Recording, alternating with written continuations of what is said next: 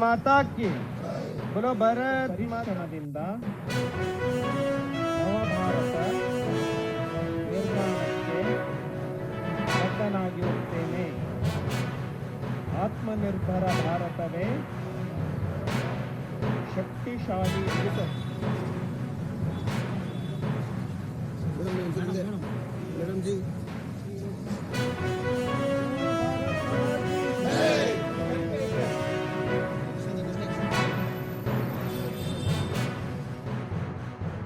ರಕ್ಷಣಾ ಕ್ಷೇತ್ರದಲ್ಲೂ ಸಹ ಇವತ್ತು ಭಾರತ ಆತ್ಮನಿರ್ಭರ ಆಗ್ತಾ ಇರ್ತಕ್ಕಂಥದ್ದನ್ನು ನಾವು ನೋಡ್ತಾ ಇದ್ದೇವೆ.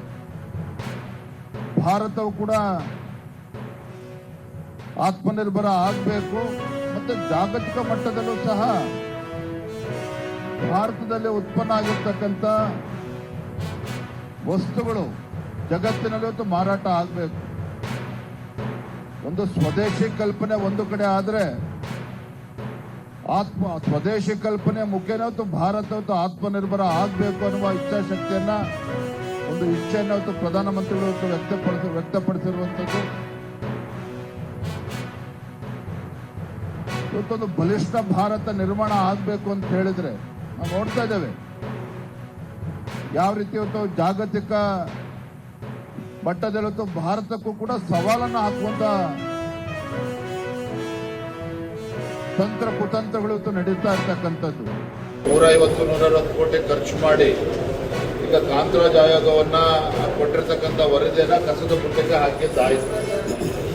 ಈಗ 500-600 ಕೋಟಿ ಖರ್ಚು ಮಾಡಿಕೊಂಡು ರಾಜ್ಯದಲ್ಲಿ ಗೊಂದಲ ಸೃಷ್ಟಿ ಮಾಡೋದಕ್ಕೆ ಹೊರಟಿದ್ದಾರೆ.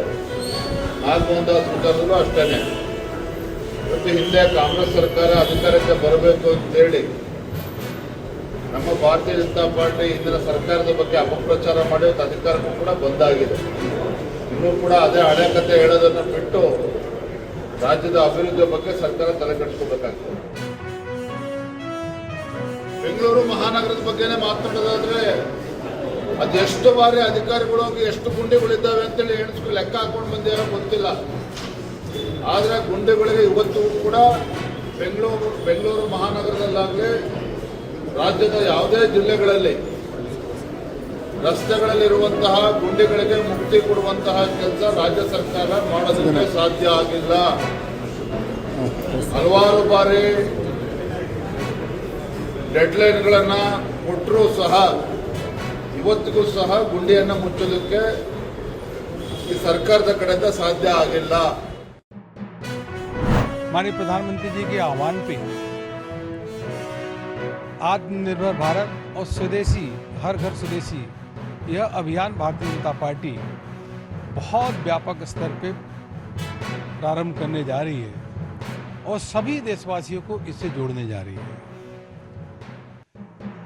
देश के सचिव प्रधानमंत्री माननीय नरेंद्र मोदी जी ने यह कहा है कि 2047 तक विकसित भारत बनाएंगे और उसका रास्ता आत्मनिर्भर भारत से ही जाता है और उसके मूल में स्वदेशी है.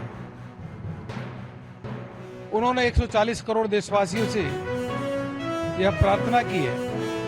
माननीय प्रधानमंत्री जी ने देशवासियों से आह्वान किया हमें वह चीजें खरीदनी होगी जो भारत में बनी है, जिनमें हमारे देश के बेटे बेटियों का पसीना हो.